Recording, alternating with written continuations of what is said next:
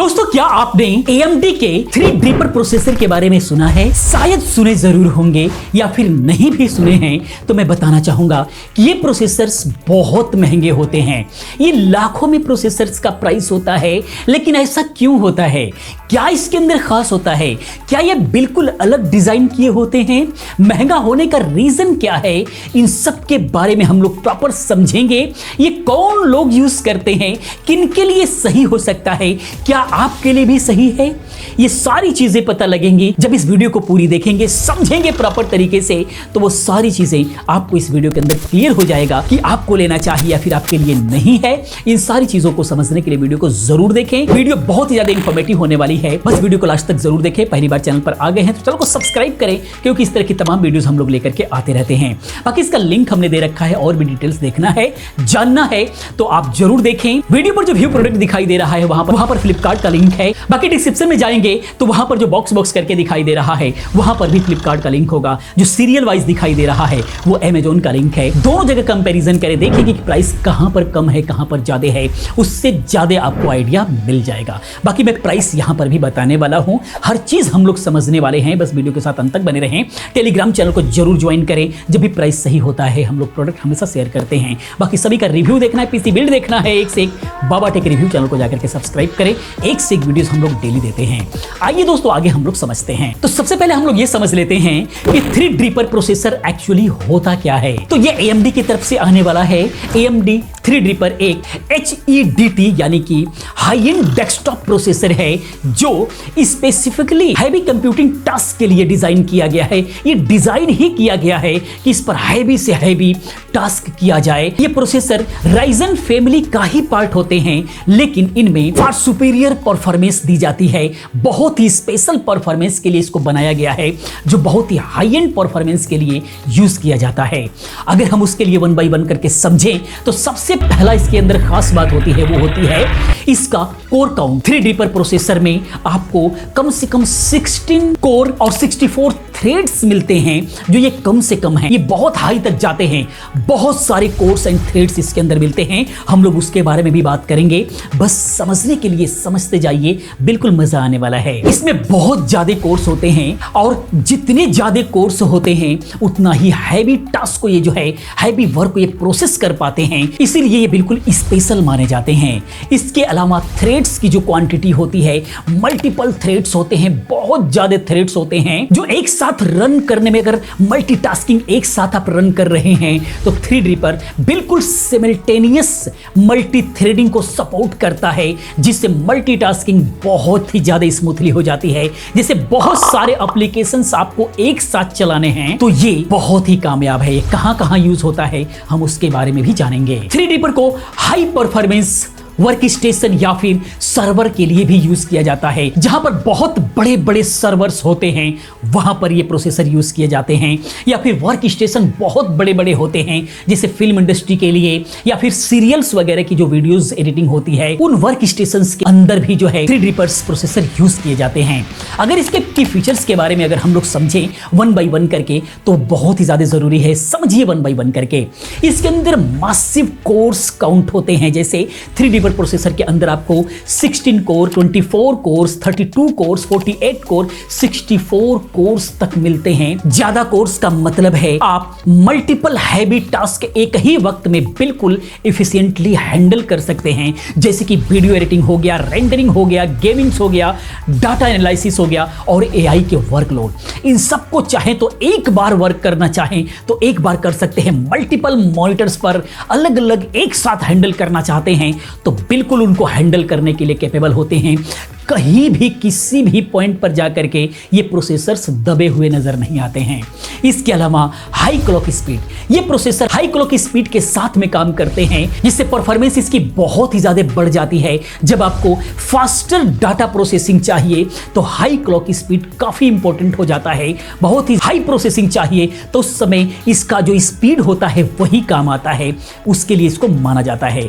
इसके अलावा simultaneous multi थ्रेडिंग्स, यानी कि 3D पर के हर कोर में SMT होता है जो कि मल्टीपल थ्रेड्स को एक साथ हैंडल करने की कैपेबिलिटी प्रदान करता है। यह फीचर मल्टीटास्किंग को काफी स्मूथ बनाने का काम करता है और प्रोसेसिंग टाइम को भी बिल्कुल रिड्यूस कर देता है। इसके स्पीड को एक बार अगर आप अनुभव कर लेंगे तो दूसरा पीसी पर आप काम नहीं करना चाहेंगे, ऐसा इसका प्रोसेसिंग होता है। इसके अलावा एक्सट्रीम मल्टीटास्किंग के लिए 3D पर प्रोसेसर बहुत ही परफेक्ट होते हैं। आप एक साथ मल्टीपल एप्लीकेशंस रन कर सकते हैं बिना किसी लैग के, कहीं भी आपको लैग देखने को नहीं मिलेगा। इसके अलावा क्वाड चैनल मेमोरी सपोर्ट होता है इसके अंदर। 3D पर में क्वाड चैनल मेमोरी सपोर्ट होता है जो डाटा ट्रांसफर स्पीड को बूस्ट करता है। स्पेसिफिकली जब आप लार्ज डाटा हैंडल कर रहे हैं उस टाइम में बहुत ज्यादा जरूरी होता है। अगर आप नहीं समझ पा रहे हैं तो थोड़ा सा समझने की कोशिश कीजिए।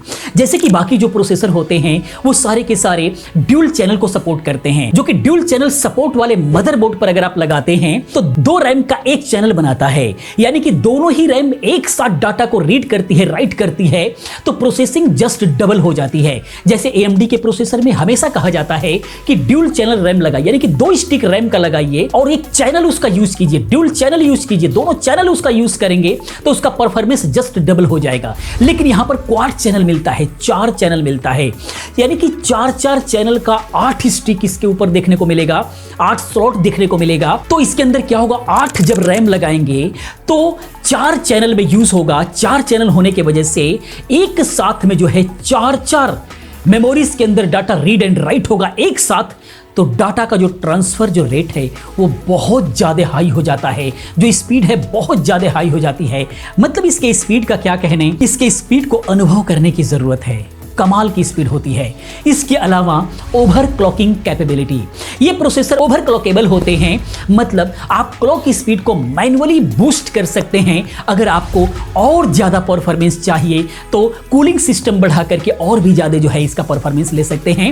इसके अंदर ये जो पीसी बनते हैं ये ऑलरेडी बहुत ही स्पेशल इसके लिए कैबिनेट होते हैं, बहुत ही स्पेशल मदरबोर्ड होते हैं जिसपे बहुत सारे फैन लगते हैं। बिल्कुल इसके अंदर AC बना करके रखा जाता है ताकि ये हीट कम हो और उस कंडीशन में इसको यूज किया जाता है। इसके अलावा AMD 3D पर कहां यूज होती है, अगर इसके बारे में हम लोग समझें तो सबसे पहला जो यूज इसका होता है बड़े पैमाने पर वो होता है कंटेंट क्रिएशन के अंदर, वीडियो एडिटिंग, 3D रेंडरिंग, यानी कि वीडियो एडिटिंग और 3D रेंडरिंग में हाई परफॉर्मेंस प्रोसेसर की जरूरत होती है।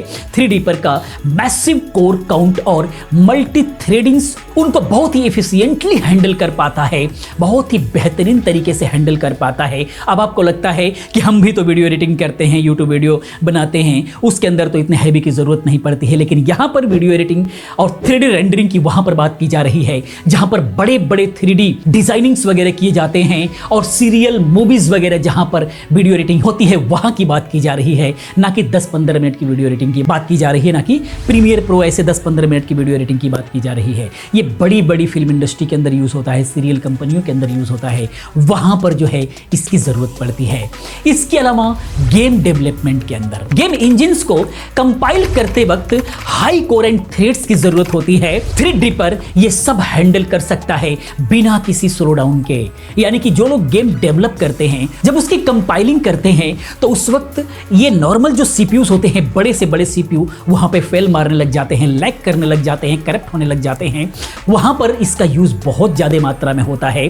जितने भी गेम डेवलपर्स हैं वो इसे यूज करते हैं। इसके अलावा बड़े बड़े डाटा साइंस और AI वर्कलोड के लिए इसको यूज किया जाता है। अगर आप मशीन लर्निंग या फिर AI एप्लीकेशन डेवलप कर रहे हैं तो 3D पर की कंप्यूटेशनली पावर की बहुत ही आपको जरूरत पड़ने वाली है, उस कंडीशन में भी इसकी जरूरत पड़ती है। इसके अलावा बड़ी बड़ी स्ट्रीमिंग्स या फिर रिकॉर्डिंग के अंदर इसका यूज होता है, जैसे लाइव स्ट्रीमिंग हो गया, जैसे क्रिकेट्स वगैरह का जो लाइव होता है, उन सब चीज को हैंडल करने के लिए आपको 3D पर प्रोसेसर ही वहां पे लगाए जाते हैं।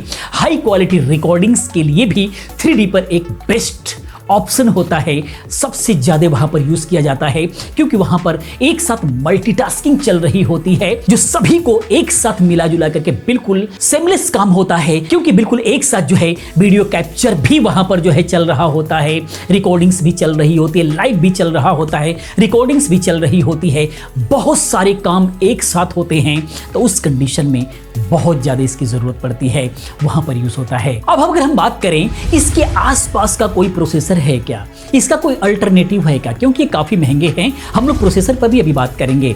तो अगर आपको 3D पर की परफॉर्मेंस चाहिए थोड़ा सा कम बजट के अंदर, सेम तो नहीं मिलेगा लेकिन उसको छूते छूते कोई प्रोसेसर चाहिए जो वहां तक की परफॉर्मेंस को थोड़ा सा हैंडल कर ले, तो उस कंडीशन में आज के रेट में अगर हम बात करें तो उसके आसपास का एक प्रोसेसर है जो कि इंटेल कोर i9 10980XE आप ले सकते हैं।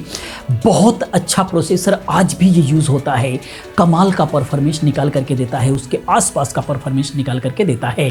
अगर AMD में जाना चाहते हैं तो AMD Ryzen का 7950X आप लगा सकते हैं, इसका भी परफॉर्मेंस बहुत अच्छा है, मल्टीटास्किंग में बिल्कुल कमाल करता है, हाई एंड वर्क के लिए बहुत अच्छा है, 3D पर जैसा तो नहीं लेकिन फिर भी बहुत अच्छा वर्क है इसका। अगर आपको हैवी फिल्म इंडस्ट्री की वीडियोस वगैरह एडिट नहीं करना है, बहुत ही उस तरीके का गेम डेवलप नहीं करना है, तो ये दोनों ही प्रोसेसर जो है आप बिल्कुल भी कंसीडर कर सकते हैं। या फिर लेटेस्ट जनरेशन का कोर अल्ट्रा 9 वाला जो है आप यूज कर सकते हैं, या फिर AMD का 9 का 7950 आप ले सकते हैं, या फिर 8000 सीरीज का भी आप यूज कर सकते हैं। AMD Ryzen 9 का 8000 सीरीज का आप यूज कर सकते हैं, वो भी आपको बहुत अच्छा परफॉर्मेंस देगा और आप वहां तक लगभग आप जो है परफॉर्मेंस ले सकते हैं। अब हम बात करते हैं कि 3D पर इतना महंगे क्यों होते हैं, ये भी एक बहुत बड़ा सवाल है। तो इसका जो सबसे बड़ा जो रीजन है वो है इसका 16, 24, 32 या फिर 64 कोर्स का होना, जो कि नॉर्मल प्रोसेसर के मुकाबले काफी एक्सपेंसिव बनाता है कोर्स के वजह से। इसके अलावा कटिंग एज टेक्नोलॉजीज की होती है, यानी कि 3D पर प्रोसेसर में लेटेस्ट टेक्नोलॉजी हमेशा होती है, लेटेस्ट कभी भी लेंगे तो बहुत महंगा पड़ता है, थोड़ा सा ओल्ड में जाना पड़ेगा तो थोड़ा सस्ता मिलेगा, उसको भी अभी हम लोग देखेंगे, जो कि मैन्युफैक्चरिंग और डिजाइन को कॉस्टलियर बना देता है। इसके अलावा टारगेट ऑडियंस इसकी होती हैं, ये प्रोसेसर उन लोगों के लिए होते हैं जो प्रोफेशनल लेवल पर टास्क करते हैं, जो लोग काफ़ी महंगे काम करते हैं, जैसे फिल्म इंडस्ट्री में कोई बजट का कोई टेंशन नहीं है, सीरियल्स लोग बनाते हैं कोई टेंशन नहीं है, जो लोग बड़े बड़े काम करते हैं उनके लिए, प्रोफेशनल्स के लिए होते हैं, इसलिए महंगे ज़्यादा होते हैं। और सिर्फ महंगे नहीं होते हैं, इनका काम भी महंगा है। अब हम आ जाते हैं इसके बजट के ऊपर कि इसका प्राइस क्या चल रहा है। अगर हम अमेजोन पर इसका प्राइस देखें तो सबसे पुराना वाला जो मॉडल है, यानी कि AMD Ryzen का 3D पर 1950X, ये 1000 सीरीज का सबसे पुराना वाला मॉडल है, जो कि 16 कोर एंड 32 थ्रेड्स के साथ में ये आता है, 4 गीगाहर्ट्ज पे काम करता है। इसका प्राइस 72,990 रुपीज, यानी कि 72,990 रुपए इसका प्राइस है, जो कि बहुत पुराना है ये। अभी अगर 3D पर लेना ही है तो इसको लेना ठीक नहीं होगा। इससे ऊपर अगर हम चलते हैं तो वो है 5000 सीरीज के अंदर आने वाला AMD Ryzen 3D पर, ये प्रो के अंदर 5955WX मॉडल है। ये 16 कोर और 32 थ्रेड्स के साथ में आता है, 72 MB कैच के साथ में आता है, 4 गीगाहर्ट्ज से लेकर के 4.5 गीगाहर्ट्ज पे काम करेगा। प्राइस इसका 1,98,499 रुपए है, करीब 2 लाख रुपए के आसपास में है, लेकिन इसका परफॉर्मेंस बहुत ही कमाल का निकल करके आएगा। इसके बाद हम अगले की अगर हम बात करते हैं 5000 के अंदर ही 3D पर प्रो के अंदर ही 5965WX मॉडल है, जो कि 24 कोर और 48 थ्रेड्स के साथ में आते हैं। आप समझ सकते हैं कि इतने सारे कोर्स, इतने सारे थ्रेड्स कैसे यूज हो पाएंगे। ये सब यूज होते हैं, इनका भी दम निकलने लगता है जब इस लेवल पर काम आता है। तो इसके अगर हम कैच की बात करें तो 150 MB कैच के साथ में आता है, और ये 3.8 गीगाहर्ट्ज से लेकर के 4.5 गीगाहर्ट्ज तक जाता है। इसका भी प्राइस 1,99,999 रुपए है।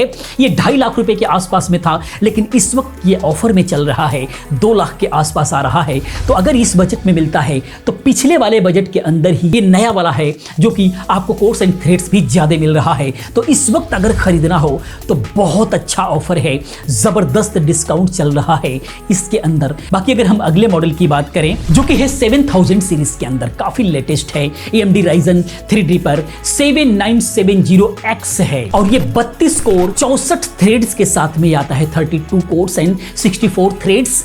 बहुत ही कमाल का परफॉर्मेंस निकल करके आएगा, लेकिन कमाल का प्राइस भी है। इस वक्त इसका प्राइस 2,82,999 रुपए है, करीब करीब 2.25 लाख रुपए के आसपास में है। तो ये आम आदमी के बजट में कहाँ ही है, क्योंकि सिर्फ प्रोसेसर ही नहीं, इसका जो मदरबोर्ड होगा वो भी बहुत महंगा होगा। अगर मदरबोर्ड पे वीडियो देखनी है तो प्लीज़ कमेंट करें, हम उस पर भी वीडियो लेकर के आएंगे। उसके बाद नेक्स्ट की अगर हम बात करें, वो भी 7000 के अंदर ही, 7000 सीरीज के अंदर ही AMD Ryzen 3 पर प्रो जो कि 7975WX मॉडल है और ये भी 32 कोर 64 थ्रेड्स के साथ में ही आता है, लेकिन इसका परफॉर्मेंस बहुत हाई है। इसका प्राइस इस वक्त 4,59,990 यानी 4,60,000 के आसपास इसका प्राइस है। बड़े भयंकर प्राइस हैं, ये उन्हीं लोगों के लिए सही है। अगले मॉडल की बात करें AMD की तरफ से ही, जो अगला मॉडल है 7980X मॉडल, जो कि 64 कोर और 128 थ्रेड्स का है। मतलब बहुत हाई एंड वर्क के लिए अगर आपको चाहिए तो इसको बाय कर सकते हैं। इसका प्राइस 5,64,999 है, करीब करीब 5.25 लाख के आसपास भी पड़ सकता है, और 1-2 लाख का तो मदरबोर्ड पड़ने वाला है इन सब का। तो ये ओवरऑल बहुत महंगे पीसीज हैं जिनका काम भी बहुत महंगा होने वाला है। तो दोस्तों ये था सारा ब्रीफ कंप्लीटली AMD की तरफ से आने वाला Ryzen 3 पर प्रोसेसर के बारे में। उम्मीद करता हूं कि आपके सारे कंफ्यूजन दूर हुए होंगे। बाकी अगर कोई कंफ्यूजन रह गया है तो कमेंट करें, हम उसको भी दूर करने की कोशिश करेंगे। बाकी दोस्तों वीडियो इन्फॉर्मेशन आपको कैसा लगा प्लीज आप कमेंट में जरूर बताएं। इसी प्रकार की तमाम वीडियोस को देखने के लिए चैनल को सब्सक्राइब करें, चैनल के साथ बने रहें, क्योंकि इस तरह की तमाम वीडियोस मैं लेकर के आता रहता हूं। मिलते हैं अगले वीडियो में किसी और अच्छी इन्फॉर्मेटिव वीडियो के साथ में। पूरी वीडियो देखने के लिए चैनल को सब्सक्राइब करने के लिए आप सभी का बहुत बहुत धन्यवाद।